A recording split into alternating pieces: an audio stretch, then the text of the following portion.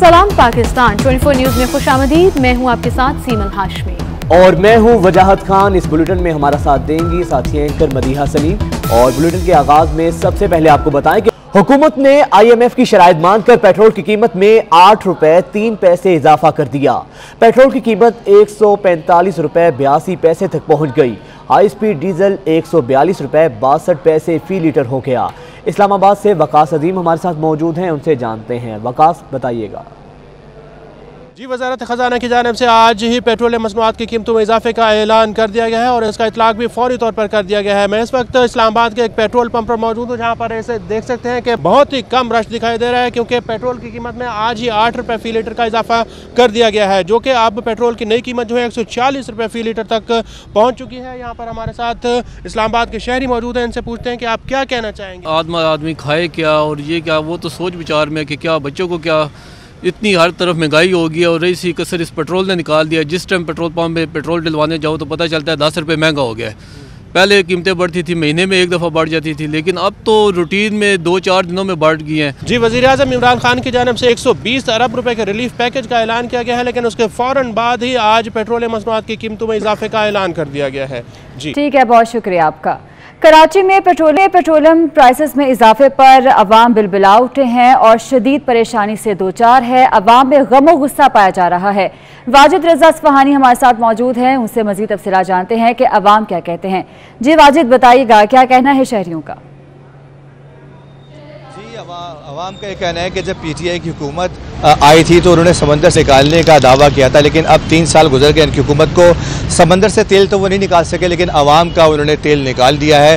गुज़िश्ता रात जो ये ताज़ा वारदात हुई है पेट्रोल की फ़ी लीटर कीमत में 8 रुपये 3 पैसे इजाफे के बाद, उससे अवाम शदीद नाला है, बेहाल है और बहुत ही गम गुस्से में। हमारे जिस भी शख्स से बात हुई, जिस भी मर्द या खातून से बात हुई, ज़ाहिर है वो महंगाई का रोना रो रहा है। और पेट्रोल की कीमत, जिस तरह डॉलर की कीमत बढ़ रही है, पेट्रोल की कीमत बढ़ रही है, उसका ज़्यादा से ज़्यादा असर आवाम का महंगाई पे पड़ता है, जिससे आवाम पिस जाती है।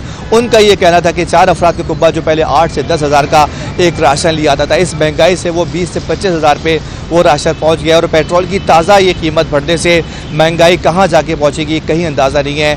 आवाम ये कह रहे हैं कि हुकूमत जब आई थी तो महंगाई का लेवल इतना कम था, लेकिन अब ये लेवल 7वें आसमान तक जा पहुँचा है। बहुत शुक्रिया आपका वाजिद। ओपोजिशन लीडर कौमी असम्बली शहबाज शरीफ ने एहतसाब अदालत में पेट्रोल की बढ़ती कीमतों को गरीब कुश इकदाम करार दे दिया। कहते हैं पाकिस्तान में इसकी मिसाल नहीं मिलती। उन्होंने मजीद क्या कहा, आइए देखते हैं।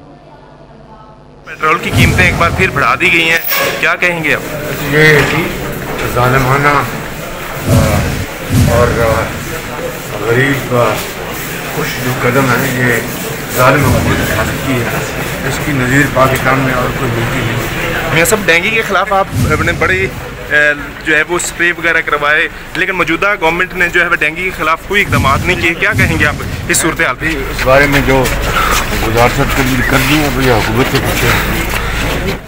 पाकिस्तान पीपल्स पार्टी ने पेट्रोलियम मसनूआत की कीमतों में इजाफे को मुस्तरद कर दिया। पीपल्स पार्टी के रहनुमाओं की हुकूमत और इमरान खान पर शदीद तनकीद। शेरी रहमान का कहना है कि हुकूमत अवाम पर रहम करे और तेल की कीमतें वापस ले। शादिया मरी बोली, इमरान खान ने पेट्रोल की कीमत में इजाफा वापस ना लिया तो दमादम मस्त कलंदर होगा। अवाम तैयार रहें, महंगाई के खिलाफ जल्द एहतजाजी प्रोग्राम का ऐलान करेंगे। नैयर बुखारी कहते हैं दिन को रिलीफ, रात को पेट्रोल की कीमत में इजाफा। फैसला किसी होशमंद हुक्मरान का नहीं हो सकता।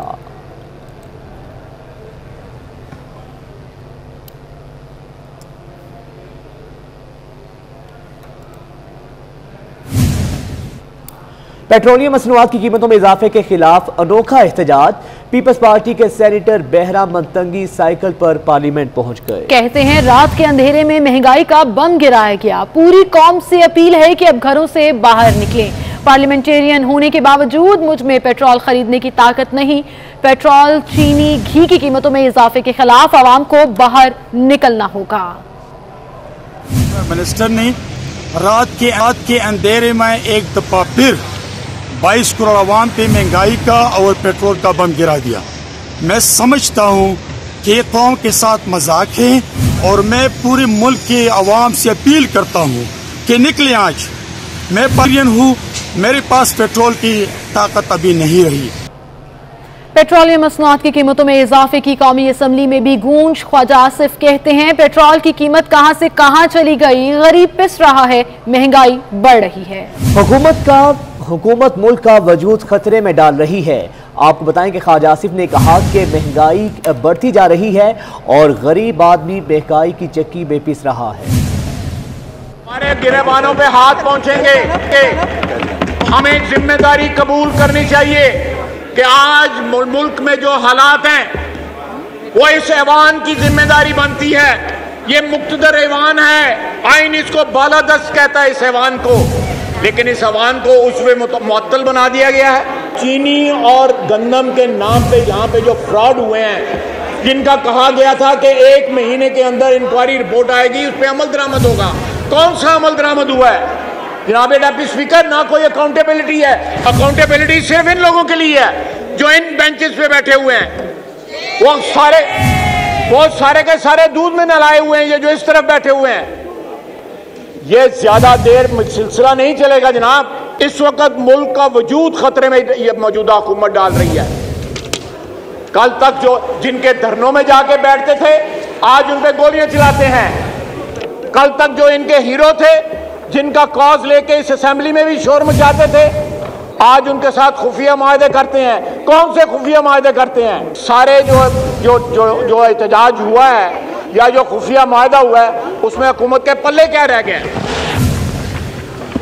जनाब डिप्टी स्पीकर, यहाँ पे महंगाई के ऊपर डिबेट कराएं। हुक्मरान जो हैं वो उनको अवाम के मफादात अजीज नहीं है, लेकिन इस ऐवान को अवाम के मफादात अजीज हैं। सही जी, डिबेट कराएं। हम डिमांड करते हैं, अपोजिशन डिमांड करती है कि महंगाई के ऊपर डिबेट हो। हुकूमती अराकीन की गैर संजीदगी की इंतहा हो गई। सेनेट और कौमी असम्बली में कोरम नामुकम्मल रहा। ऐवान बाला और जेरी दोनों इजलास मुलतवी करना पड़ गए। कौमी असम्बली का इजलास पीर की शाम 6 बजे तक मुलतवी कर दिया गया है। सेनेट का इजलास पीर दोपहर 4:30 बजे तक मुलतवी हो गया। सेनेट में सिर्फ 16 अराकीन मौजूद थे। सेनेटर शहरी रहमान ने सेनेट के कौरम की निशानदही की। कौमी असम्बली के इजलास में कौरम की निशानदही नून लीग के राना तनवीर ने की थी। डेप्यूटी स्पीकर ने अराकीन की गिनती कराई, लेकिन कौरम पूरा नहीं था।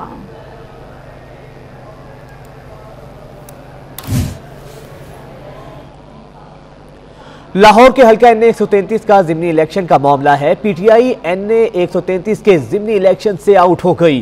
PTI के उम्मीदवार जमशेद इकबाल चीमा और उनकी अहलिया मुसर्रत जमशेद चीमा की अपीलें खारिज कर दी गई हैं।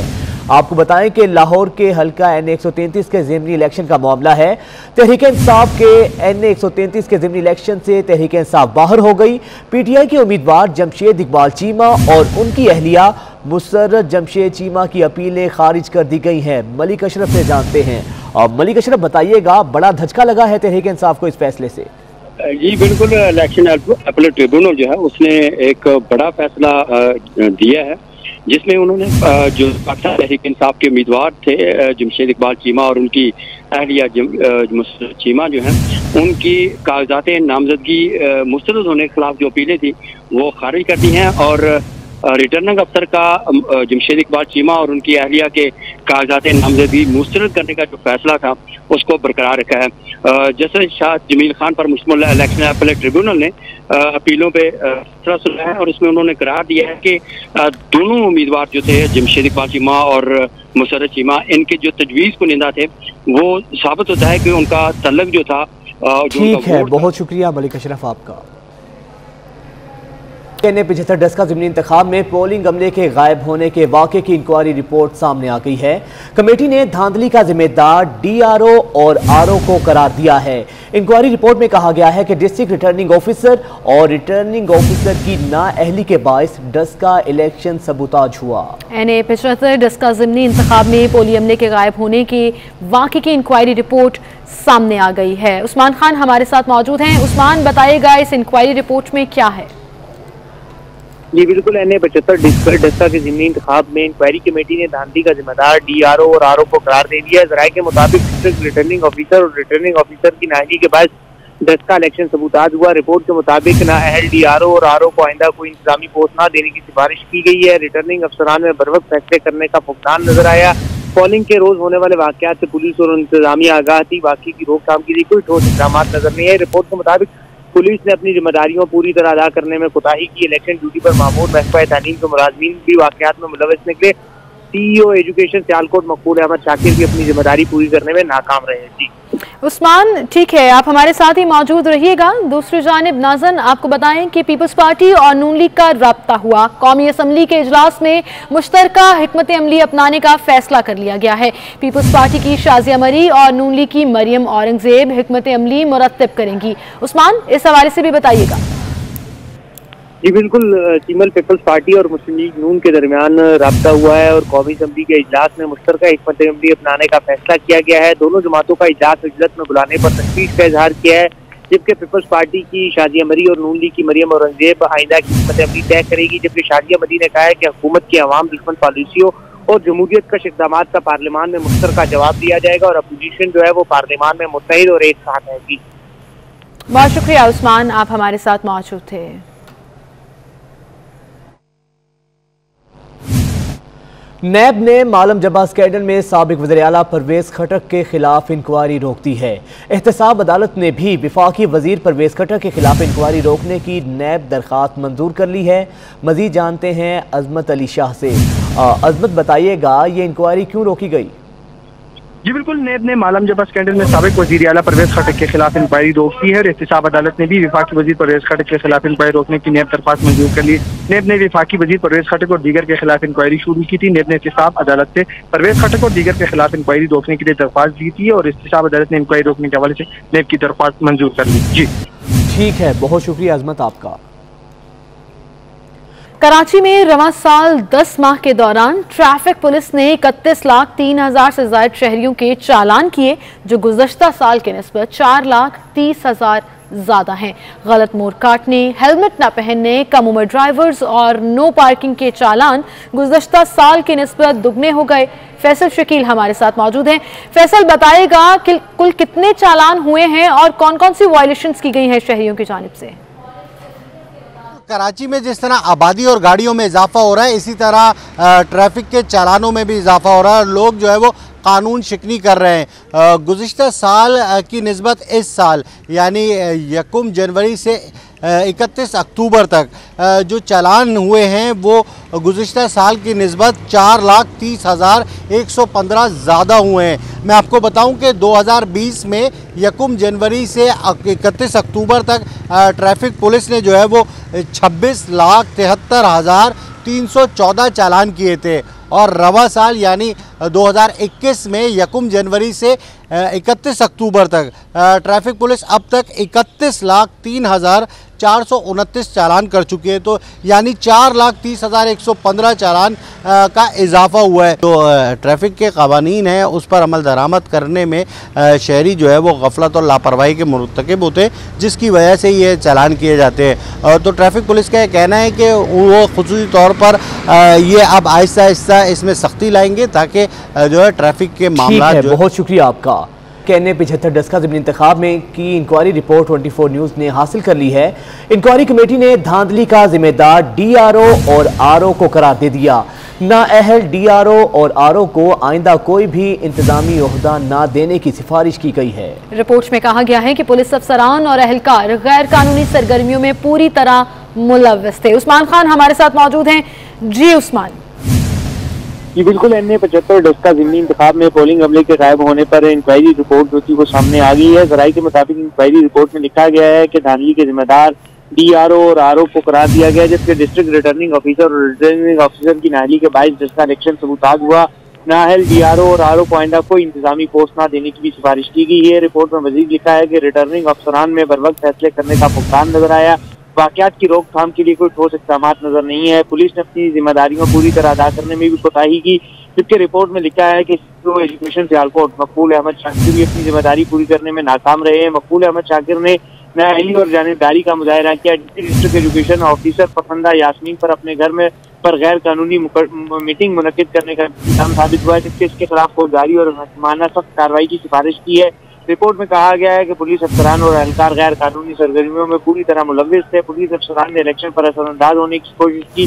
पुलिस इलेक्शन कमीशन के ज़ाब्ता अखलाक की खिलाफ वर्जियों के मुरतकिब हुए। पुलिस अफसर 20 प्रिजाइडिंग अफसरान को आरओ ऑफिस के बजाय दूसरी जगह मुंतकिल करके दबाव के तहत नताइज तब्दील कराने में मुलव्विस थे। रिपोर्ट में कहा गया है कि पोलिंग अमले के मुख्तलिफ मफादात को भी नजरअंदाज नहीं किया जा सकता। इंक्वायरी कमेटी ने तमाम मुलव्विस अफराद के खिलाफ इंज़बाती कार्रवाई की सिफारिश की है। रिपोर्ट में कहा गया है कि प्रिजाइडिंग ऑफिसर की जानिब से नामजद पुलिस अफसरान के खिलाफ फौजदारी कार्रवाई की सिफारिश की जाए। 20 मुताज़ा पोलिंग स्टेशन पर तैनात पुलिस एहलकारों के खिलाफ पुलिस अफसरान के खिलाफ भी कार्रवाई होगी। उस्मान, आपका बहुत शुक्रिया, आप हमारे साथ मौजूद थे। खबरों के सिलसिले को आगे बढ़ाएंगे और आपको बताएंगे कि हाफिजाबाद में तैनात सब इंस्पेक्टर खालिद वरिया ने मजहबी जमात के लॉन्ग मार्च में पुलिस पर तशद्दुद की जिम्मेदारी बैकअप फोर्स पर डाल दी है। आईजी पंजाब को लिखे गए खुले खत में खालिद वरिया लॉन्ग मार्च को रोकने पर मामूर पुलिस अफसरान की बुज़दिली और हिफाजती सामान के फुकदान की निशानदही भी कर दी है।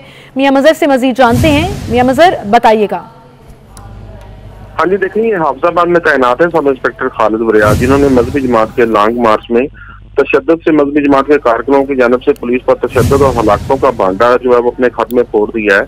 आईजी पंजाब को लिखे गए खत में खालिद वरिया ने लॉन्ग मार्च को रोकने पर नाकामी जो है वो अपने पुलिस अफसरान पर डालते हुए उसको आश्कार कर दिया है। खालिद वरिया ने खत में लिखा है कि मजहबी जमात का काफिला जब लाहौर से इस्लामाबाद के लिए निकला तो पंजाब हुकूमत और आईजी पंजाब की जानब से लॉन्ग मार्च को रोकने के लिए सख्त अहकाम जारी किए गए थे।